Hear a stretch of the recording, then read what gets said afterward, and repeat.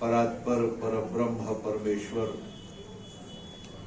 जगद नियंता जगदाधार जगदीश्वर भगवान की अहेतु की कृपा का फल है कि हम सब लोग दिव्याति दिव्य मधुराति मधुर परम रसमय दिव्य तेजोमय चिन्मय धाम श्री वृंदावन में प्रातः स्मरणीय परम पूज्य महाराज श्री की छोह छाह से भरा हुआ यह कृपा विलास प्रांगण, उसमें प्रवेश कर उनके ही बाके आराध्य गोपाल कृष्ण भगवान की वांगमयी प्रतिमूर्ति श्रीमद् भागवत महापुराण का नित्य स्वाध्याय के माध्यम से सत्संग लाभ प्राप्त कर रहे हैं। नारायण, आइए हम सब लोग अपने मन को लेके चलते हैं कथा के प्रसंग पर। महाराज पृथु के सामने भगवान खड़े हुए हैं। भगवान ने बड़ा दिव्य उपदेश महाराज पृथु को दिया और उस उपदेश को सुनकर महाराज पृथु कृतार्थ हुए। भगवान ने यहां तक कह दिया कि महाराज पृथु, अब आप हमसे वरदान मांग लीजिए। यद्यपि भगवान जिनके सामने जिसके सामने प्रकट होते हैं, नारायण उससे वरदान के लिए जरूर कुछ कहते हैं। आप महाराज पृथु बड़ा मधुर वरदान मांगते हैं। सबसे पहले महाराज पृथु एक विलक्षण बात कहते हैं, वरान विभो त्वद वर्षेश्वराद बुधः कथम प्रणीते गुण विक्रियात्मना। हे प्रभु, आप तो समस्त देवताओं को भी वरदान देने में समर्थ हैं। जो देवता सबको वरदान देते हैं, उन देवताओं को भी आप वरदान देते हैं। इंद्र को कितने बार वरदान नहीं दिया भगवान ने? वरुण को भगवान ने कितने बार वरदान नहीं दिया? और अन्य अनेक देवताओं को भगवान वरदान देते हैं। नारायण इसका अभिप्राय कहते हैं, वरदर्शभ, आप ऋषभ हैं। ऋषभ माने होता है सर्वश्रेष्ठ। ऋषभ का अर्थ सर्वश्रेष्ठ है। आपसे श्रेष्ठ कोई दुनिया में हो नहीं सकता। भगवान पृथु कहते हैं, कथम व्रणीते, हे प्रभु, फिर भी आप मुझे वरदान मांगने के लिए कह रहे हैं। मैं क्या वरदान मांगू? क्यों? गुण विक्रियात्मनाम। वरदान में अगर व्यक्ति मांगेगा क्या? मांगने लायक क्या है वरदान में? यही कहेगा महाराज हमारा बेटा बेटी ठीक रहे।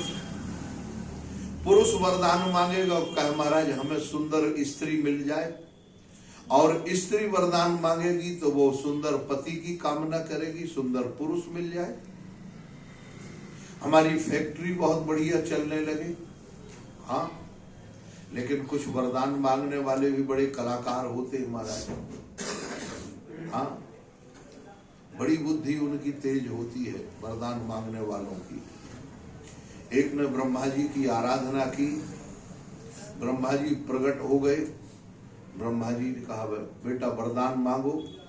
कहा प्रभु मुझे, हम वैसे तो संतोषी ब्राह्मण हैं, हम वरदान में और ज्यादा क्या मांगेंगे। ब्रह्मा जी से जब कहा हम संतोषी ब्राह्मण का जो तुम्हारा मन हो, क्या नहीं महाराज हम कुल 3 वरदान मांगेंगे, इससे ज्यादा हमारी कोई हिम्मत ही नहीं, और क्या मांगेंगे, इतने ही में सब कुछ हो जाएगा। कहा अच्छा कैसे, कौन कौन? कहा महाराज सबसे पहले तो हमारा मकान बन जाए, दूसरा महाराज मकान बन जाने के बाद घर में संपत्ति भी तो चाहिए है, संपत्ति पूरी हो जाए, किसी तरह कोई कमी नहीं। ब्रह्मा जी ने कहा एवं मस्तु। अब तीसरा वरदान, कहा महाराज तीसरा वरदान यही दे दे जब चाहे 3 फिर मांग ले।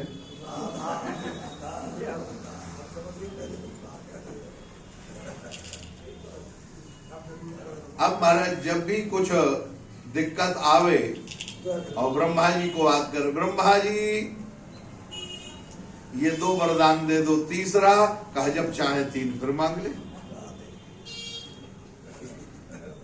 तो कभी कभी महाराज देवता भी चक्कर में पड़ जाते हैं। ये जो मनुष्य है पृथ्वी का, ये बड़ा खतरनाक है वो, इसीलिए भगवान ऑफिस बना के नहीं खोल के रह रहे, ध्यान रखना, नहीं तो रोज धरना प्रदर्शन उनके यहाँ हो जाए। यहाँ कहते हैं महाराज वरम प्रणीते गुण विक्रियात्मना, देखो कितनी बढ़िया बात है महाराज, ये संसार के गुणों से जो ओतप्रोत है, हम क्या मांगेंगे, अच्छे से अच्छा क्या हो सकता है, लेकिन जिन विषयों की कामना हम संसार में करेंगे प्रभु या आपसे मांगेंगे, वो तो बिगर मांगे ही इस संसार में मिल जाएंगे। अच्छा एक बात बताओ, हम जितना बढ़िया गद्दा रजाई गुलगुला पसंद करते हैं, एक गधे को खड़ा कर दो उसमें, बोलो वो रात भर हिनहिनाता तो रहेगा लेकिन बैठेगा, उसका सुख वो कचरे में लौट कर है, वो उसमें पूरे में कचरा में धूल धक्कड़ मिट्टी जहां बड़ी हो उसमें वो लौट के आनंद लेगा, उसको वो ही अच्छा लगता है। सबका अपना अपना भोजन अलग अलग है, उसका आनंद वो अलग उठाते हैं। मनुष्य में है अनेक दिव्य पदार्थों को वह भगवान को समर्पित करके भोग लगा के खुद प्रसाद पा सकता है, ये मनुष्य में ताकत है। अच्छा इसके अलावा और किसी में ताकत है बोल? तो इसलिए नारायण आपने मनुष्य योनि दे दी, इससे बढ़िया और कोई योनि है नहीं। यद्यपि यहां कहा है गुण विक्रियात्म नाम का अभिप्राय है, प्रत्येक योनियों में जितनी भी योनि है उन योनि में जो प्राणी है वो वही सुखी है। अच्छा बंदर आपका चश्मा ले जाता है, पर्स ले जाता है, लेकिन उसे मारने के लिए दौड़ो तो वो भागता है कि खड़ा रहता है? गंदगी का जो कीड़ा है नाली में, उसको वहां से निकाल के बाहर रखो तो वो तड़पने लगता है। मछली सर्वभक्षी है, सब कुछ खा लेती है, लेकिन उसको जल से बाहर निकालो तो वो मर जाती है। वो उसी योनि में जो जिस योनि में है, अंधकारमयी योनि, तमोगुण योनि, ये योनियां बनाई इसलिए है कि महाराज जो जिस योनि में है उसी में कृपा करके वो सुखी है। उस योनि को छोड़ना नहीं चाहता प्रभु। तो हम ये नारकाणाम अपि सन्ति देहिनाम, ये जो पंचभूत का धारण करने वाला देह है, पंचभूत धारण करने वाला यह जो मनुष्य है, ये जो प्राणी है, देही नाम, इसके लिए तानीस कैवल्य पते व्रणे न च, जिसने भगवान का वर्ण कर लिया, जो एक बार भगवान का हो गया, ये बताओ अब वो दुनिया में किसी का हो पाएगा क्या? जो भगवान का हो। अच्छा जो भगवान का हो गया तो क्या अब उसे और कोई वरदान मांगने की जरूरत पड़ गई क्या? बोलो। भगवान का जो हो गया, देखो मैं बताऊं नारायण, भगवान राघवेंद्र सरकार जब जटायु गीध के पास पहुंचे, जटायु गीध की स्थिति क्या थी? पंख कट गए हैं, खून से लथपथ शरीर है, लेकिन मुख से आंख बंद किए हुए जटायु गीध महाराज एक ही रट लगाए हैं, राम राम राम। आंख बंद किए हुए हैं। नारायण जैसे भगवान सामने आए, आंख गीध जो है वह आंख नहीं खोल रहा। क्यों? उसने सोचा कि ये हमको देखेंगे और हम इनको देखेंगे। कोई परिवारजन आ गया, जिंदगी भर अपने परिवार को देखते रहे, अब अंतिम समय में ये हमको देख के रोएंगे, हम इनको देख के रोएंगे। इसलिए बेहतर है आंख बंद करे रहो। लेकिन नारायण भगवान कहते हैं, जटायु गीधराज आंख खोलो। जटायु कहता है, कोई भी हो तुम जाओ यहां से, मुझे राम नाम को जपने दो। ये मंत्र मिला है माता से, इस मंत्र के अंदर तपने दो। मैं मंत्र की आग में तपना चाहता हूं, कोई भी तुम जाओ यहां से। भगवान तुरंत लक्ष्मण से बोले, लक्ष्मण देखो ये जो गीध है हमसे नाराज हो गए। क्यों? हमने आने में देर कर दी ना, हम लोगों ने देर कर दी, थोड़ा जल्दी आना चाहिए था, लेकिन अब रास्ता तो है, देर हो गई। लेकिन फिर भी हम इनसे कह देते हैं, गीधराज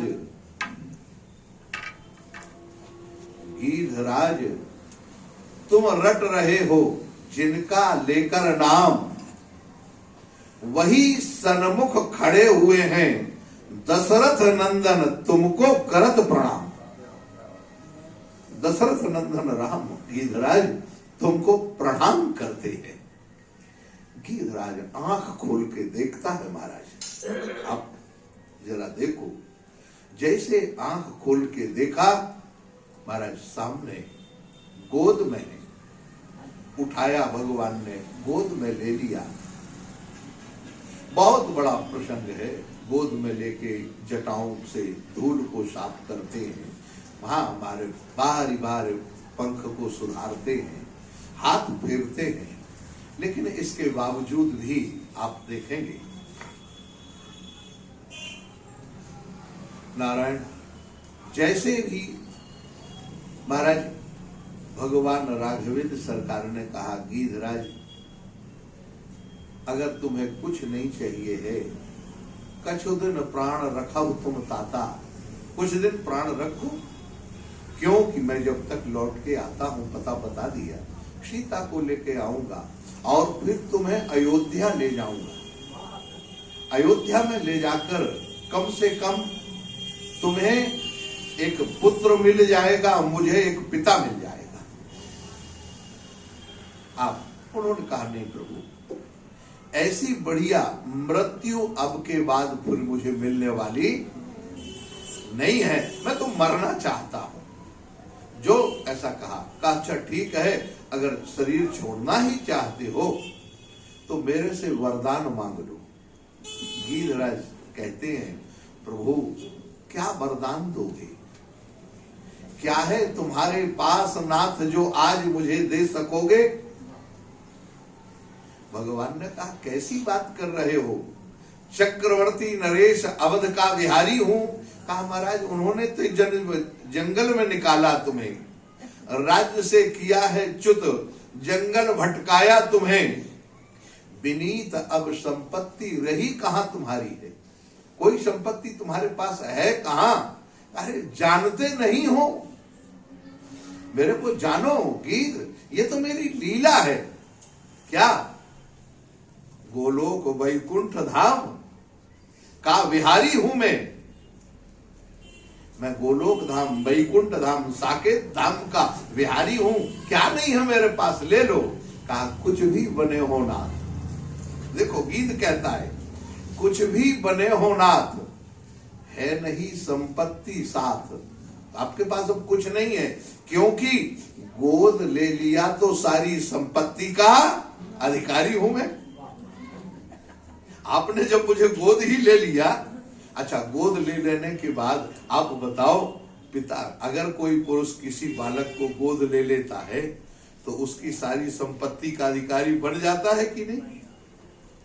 आपने मुझे गोद ले लिया और गोद लेने के बाद अब आप कहते हैं कि मुझसे मांग लो। अरे सब कुछ तो आप पहले ही दे चुके।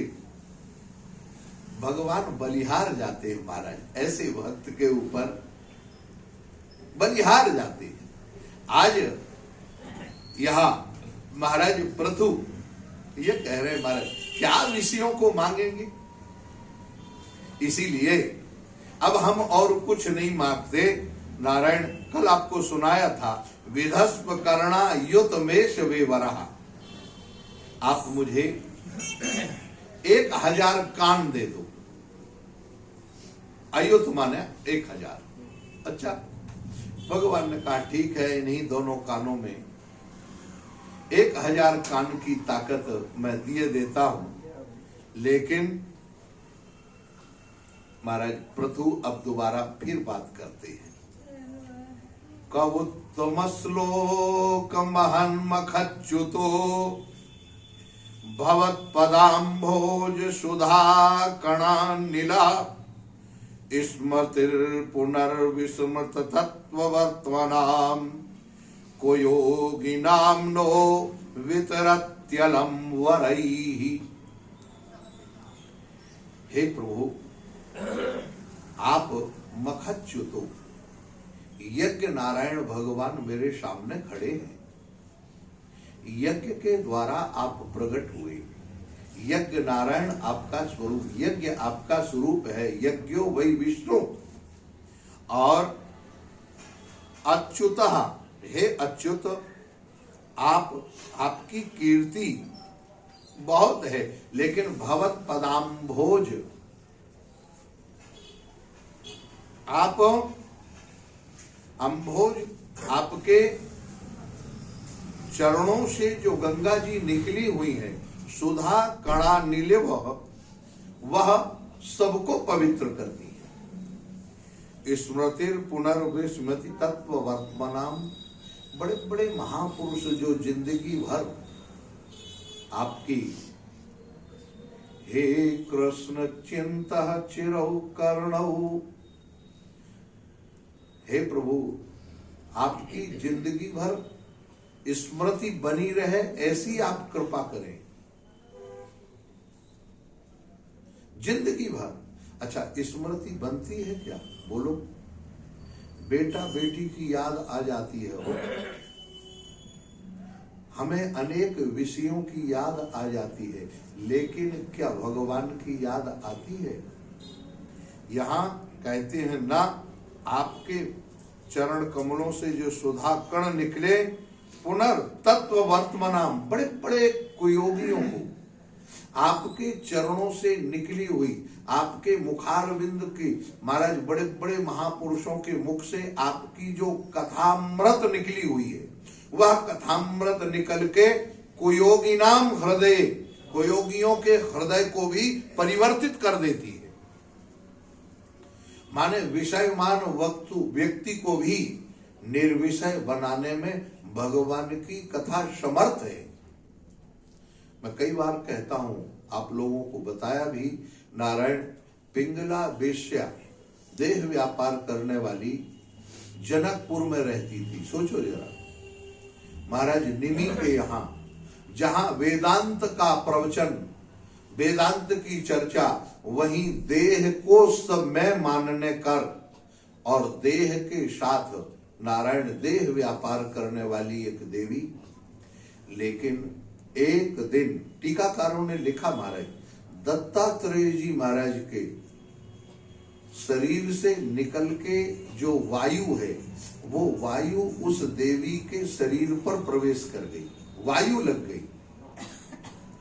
जैसे बगीचा से घूम के वायु जाए तो सुगंधित होती है, और अगर कहीं दुर्गंध वाली स्थिति से वायु जाएगी तो हमें दुर्गंध ही पता लगेगी। आपने देखा होगा, हम तो अनुभव करते नारायण, ट्रेन इत्यादि में शक्कर मिल के किनारे से गाड़ी निकले, फिर देखो एसी वाले भी नाक बंद कर लेते हैं। हाँ, वहां भी बदबू उनकी पहुंच। अरे यार ये क्या है, हमारा सिर दर्द करने लगता है, वो इतनी भीषण स्थिति हो जाती है। तो ऐसे कहते हैं, कुयोगी नाम में वितरत्यलम बरई। कुयोगियों के हृदय, पिंगला के हृदय को परिवर्तित कर दिया कि नहीं किया? क्या पिंगला में इतना दिमाग कहां से आ गया महाराज? अचानक देह व्यापार करने वाली देवी और उसको शरीर से वैराग्य हो जाए, जो नित्य नित नए पुरुष को चाहने वाली, वो आज एकदम कहे ना महाराज ये कैसे निंदनीय कार्य। अगर कोई निंदनीय कृत्य को निंदनीय कर्म समझने लगे तो क्या वो करेगा? वो तो उच्च कर्म मानता है। तो नारायण कहते हैं, ना यशः शिवं सुश्रव आर्य संगमे यदक्षया चोपशृणोति ते शतकृत कथम गुणज्ञो विरमेद् विना पशुम् श्रीर्यत् प्रवप्रे गुण संग्रहे क्षया। हे प्रभु, अथा यतः यशः शिवम, आपका जो गुण है, आपका जो कीर्तन है, वो भगवान शंकर गाते रहते हैं। सो पुनि राम नाम दिन राती सादर जपहु अनंग अराती। और वही भगवान शंकर मां पार्वती से कहते हैं, क्या कहते हैं? उमा कहूं मैं अनुभव अपना शत हरि भजन जगत सब सपना। उमा, मैं भगवान का आपको दृढ़ विश्वास के साथ भगवान के नाम की प्रीति बताता हूं। जिसने नाम लेना प्रारंभ कर दिया नारायण, उसको ये जगत के मिथ्यात्व का अनुभव हो जाएगा। कोई रोक नहीं सकता है महाराज, चाहे कुछ भी हो जाए। इसलिए श्रुश्रेवा आर्य संग में यदिच्छया चोपशृणोति ते सत्कृता। किसी के कान में धोखा से एक बार भगवान का नाम पड़ जाए, भगवान के स्वरूप का चिंतन उसको स्वाभाविक रूप से होने लगता है। और कथम गुणज्ञो वर में द्विना पशुम। नारायण, कोई एक पशु ही होगा जो भगवान के गुण लीला सुनकर भी भगवान के गुण लीलाओं के प्रति आकृष्ट न होगा। क्यों? श्रीर्यत् प्रवे गुण संग्रहे क्षया। जानते हो, भगवती लक्ष्मी, श्रीर्यत् भगवती लक्ष्मी, जिनके चरण कृपाओं को, जिनकी कोर को पाने के लिए, जिनके दर्शन करने के लिए बड़े बड़े देवता, ब्रह्मादि देवता भी ये चाहते हैं भगवती लक्ष्मी एक बार हमारे तरफ देख लें, केवल देख लें, काम बन जाएगा महाराज। उनकी कृपा हो जाए, उनकी दृष्टि हमारे तरफ पड़ जाए। लेकिन प्रभु, आप वो भगवती लक्ष्मी आपके चरणों की सेवा करती रहती हैं। ऐसी बढ़िया नारायण वो कैसे का श्रेय गुण संग्रहे क्षया। नारायण अपना समस्त ऐश्वर्य भूलकर समस्त ऐश्वर्यों को भूल जाते हैं। भगवती लक्ष्मी। अच्छा, एक बात और है, क्या आप अपना ऐश्वर्य याद रखकर सेवा कर पाओगे? बोलो।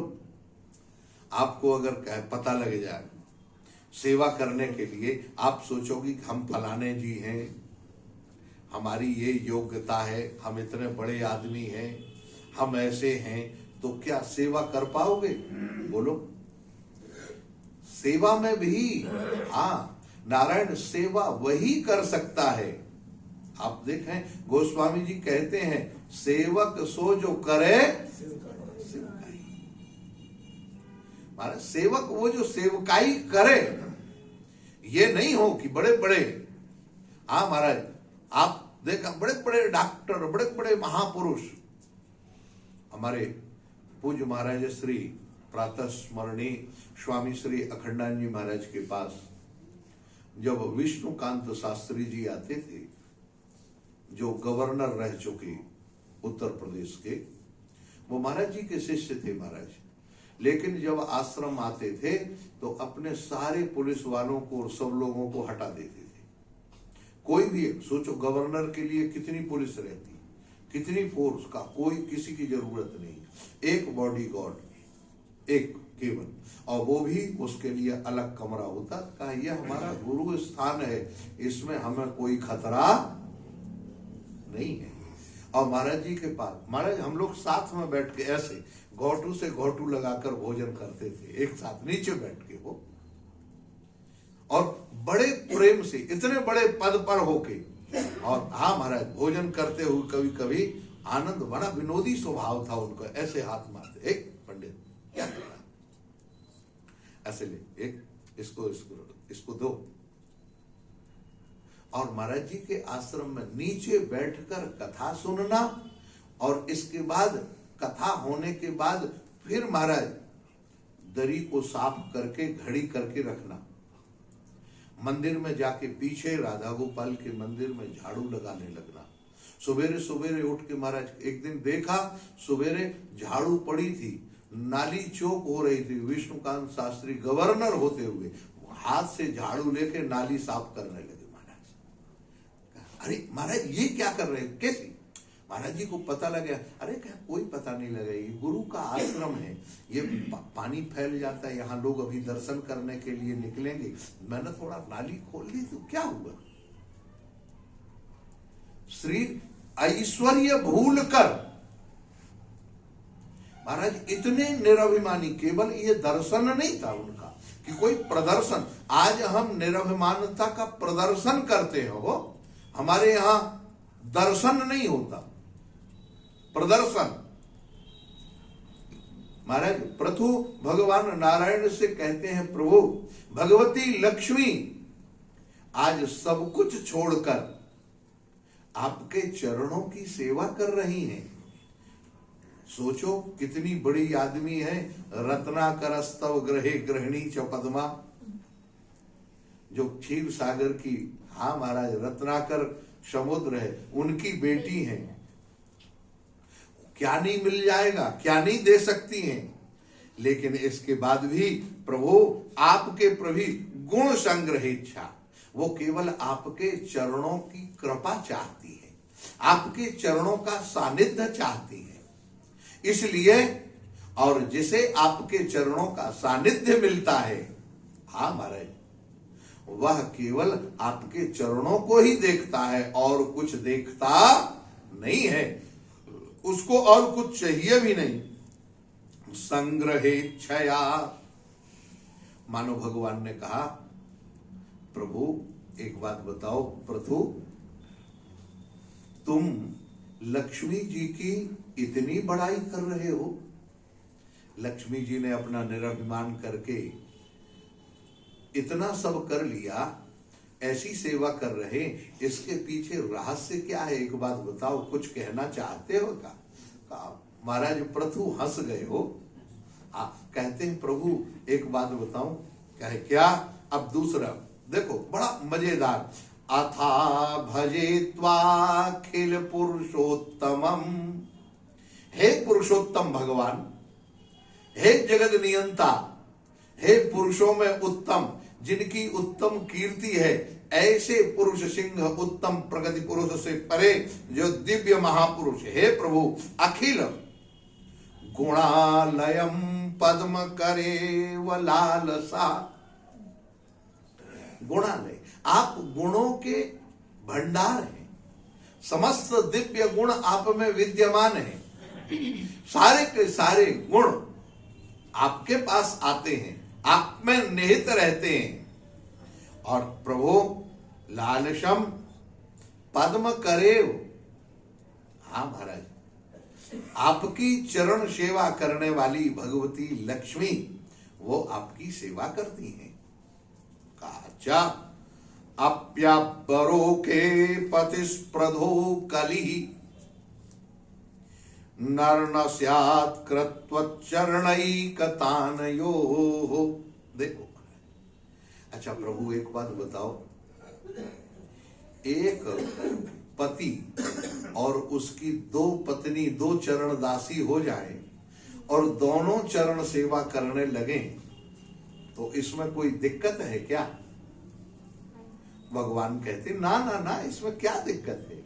कहा महाराज आपको दिक्कत नहीं है, लेकिन कभी कभी उन चरण दासियों को चरण की सेवा को लेकर कभी कभी झगड़ा तो हो सकता है, कभी दिक्कत हो सकती। कहा हाँ ये तो होता है, देखा गया हो, झगड़ा होता क्या है, होता ही है, हमने देखा है। भगवान कह रहे दो आपस में सेवा को लेके झगड़ती रहे, नहीं ये मेरी सेवा है मैं करूंगी, कहते नहीं ये मेरी सेवा है मैं करूंगी। कहा तो महाराज प्रभु कहते हैं प्रभु तो मेरा आपसे एक निवेदन है, क्या कि आपकी चरण सेवा मुझे मिल जाए, एक चरण सेवा मुझे मिले। भगवान ने कहा इसमें क्या समस्या है, आपको चरण सेवा तो मिलनी है, तुम मेरे धाम के अधिकारी हो, मेरे पुत्र हो। कहा प्रभु ठीक है चरण सेवा मिल जाएगी, लेकिन वहां जो झगड़ा होने की संभावना है, देखो भक्त कितना सोचता है, वहां जो झगड़ा होने की संभावना है उसमें कैसे व्यवस्था बनेगी? भगवान ने कहा अच्छा कैसे झगड़ा होगा, कौन? महाराज प्रतु कहते हैं जगत जनन्याम जगदीश कामये वैशशम स्यादेव यत्कर्मणि न समीहितम।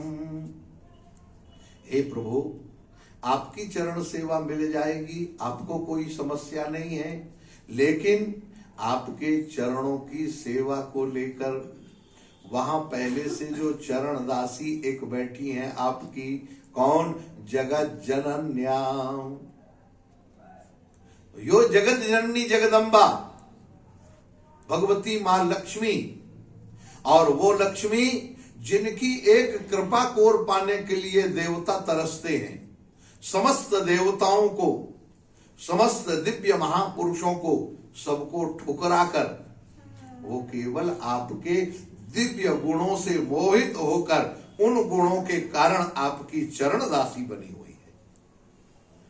तो ऐसी चरण दासी को नारायण उनके साथ सेवा को लेके अब मेरा झगड़ा हो सकता है।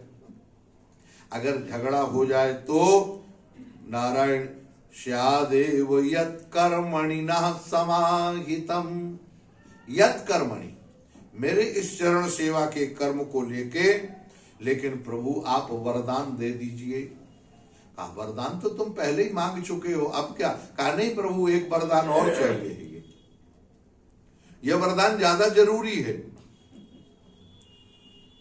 भगवान से पृथु कहते नहीं वो वरदान भले आप कम दो, लेकिन ये ज्यादा जरूरी है वरदान।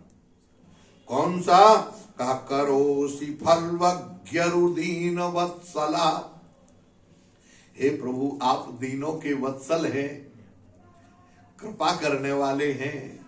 महाराज पृथु भी खूब जम के मक्खन लगा रहे भगवान को।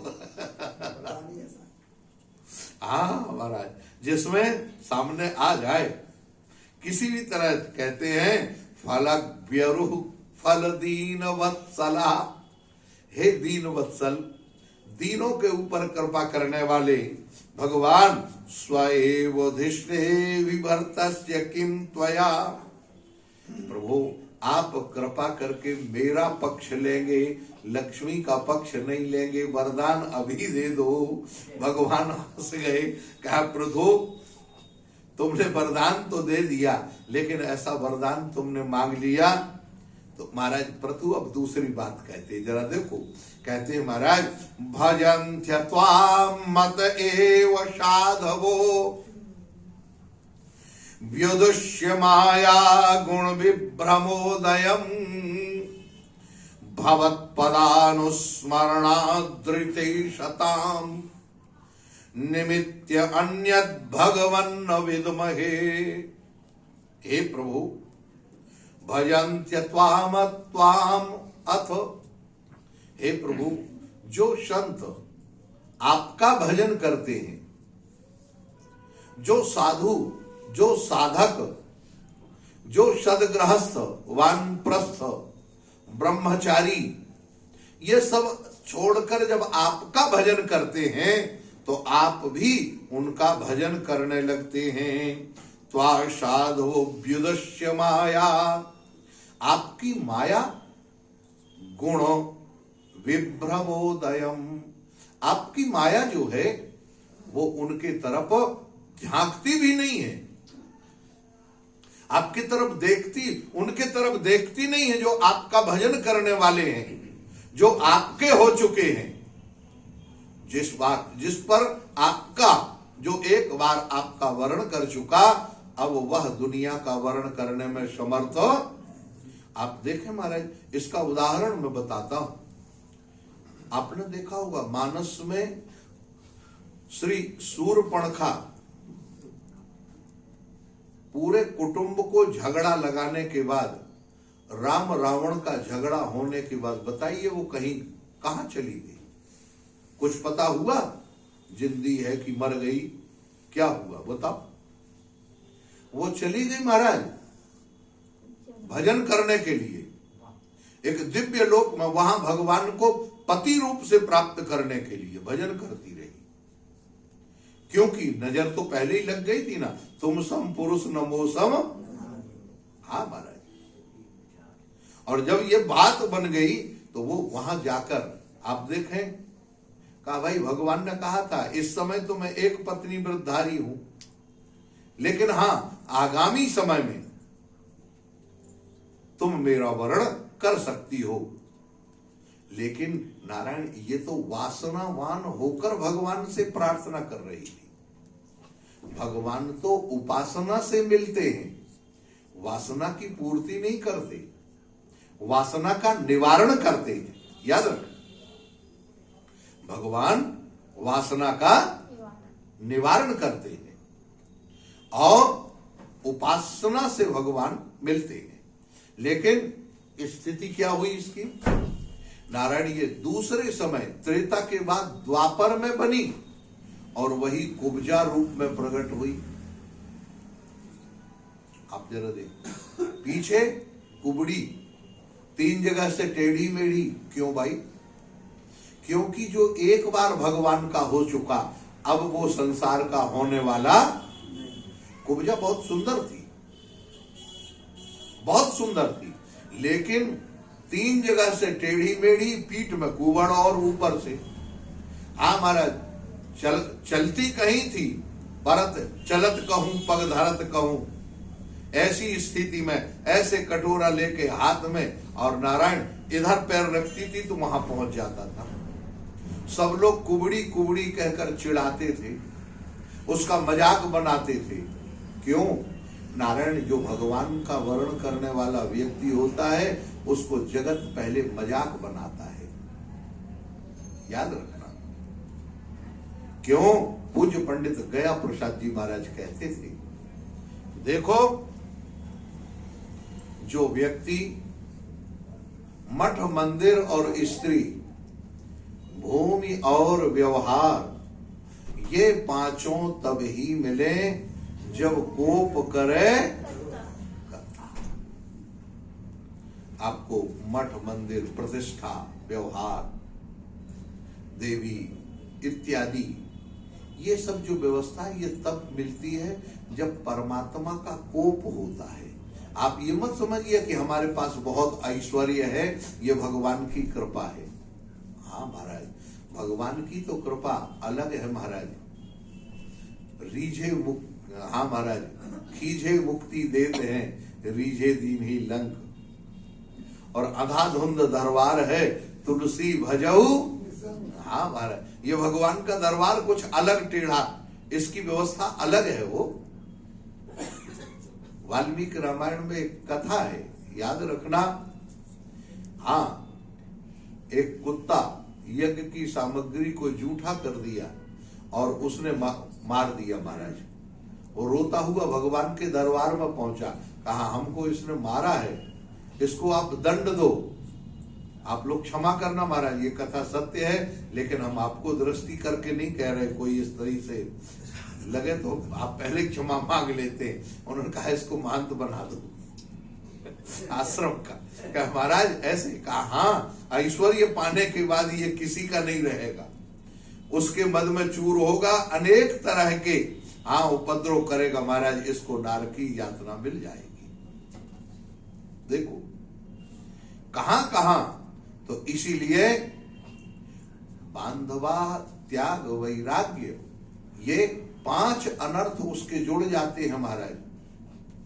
अपने बेगाने हो जाने जाते हैं।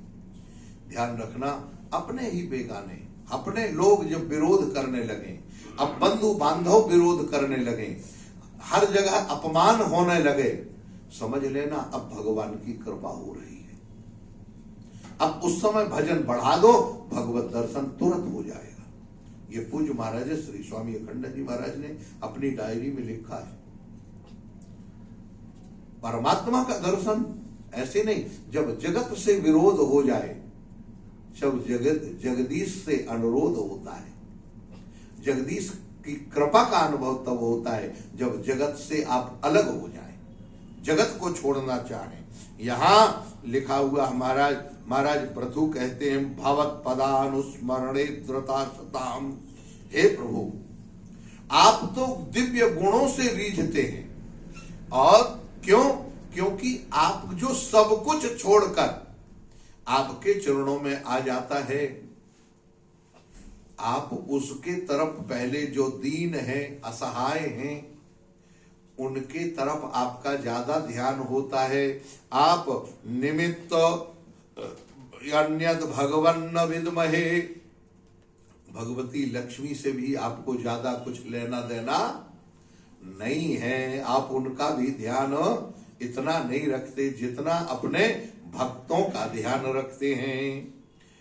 मन्ये गिरम ते जगताम विमोहनीम वरम वृणीष्वेत्य भजन्त्यमात्वयत् वाचानुतन्त्या यदि ते जनोषितः कथम पुनः कर्म करोति मोहितः।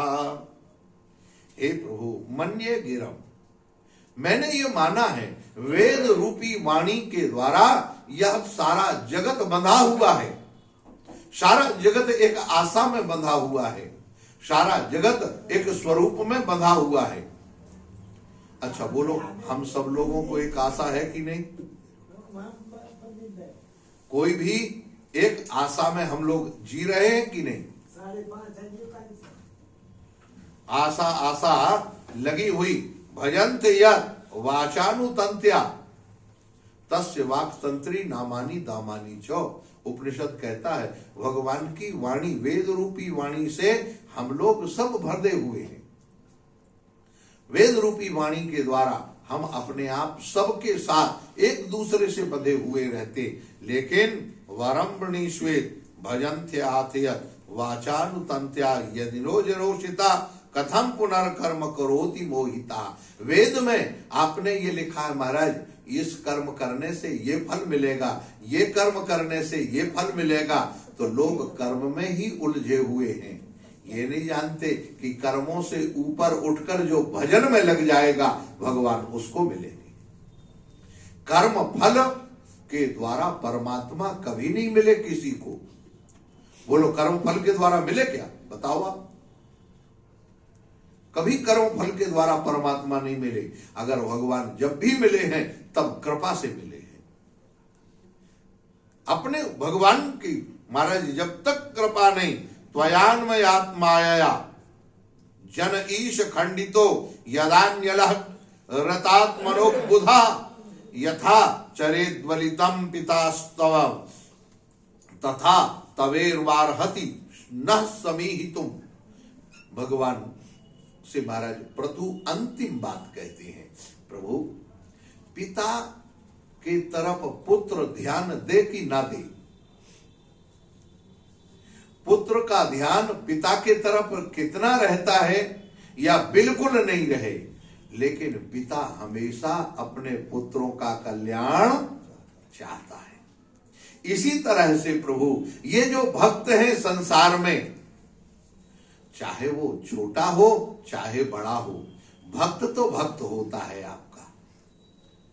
किसी किसी की परिस्थिति है, कोई पूर्ण रूपेण भजन में लग गया, कोई थोड़ा थोड़ा लगा है, लेकिन जैसे पिता के लिए अपनी संतान बराबर प्यारी होती है, इसी तरह से प्रभु आप भी समस्त भक्तों का कल्याण चाहते हैं और सबके ऊपर आपकी बराबर कृपा बनी रहती है। इसीलिए हे प्रभु हम ये चाहते हैं कि हमारे ऊपर भी कृपा बनी रहे। मैत्रेय जी कहते हैं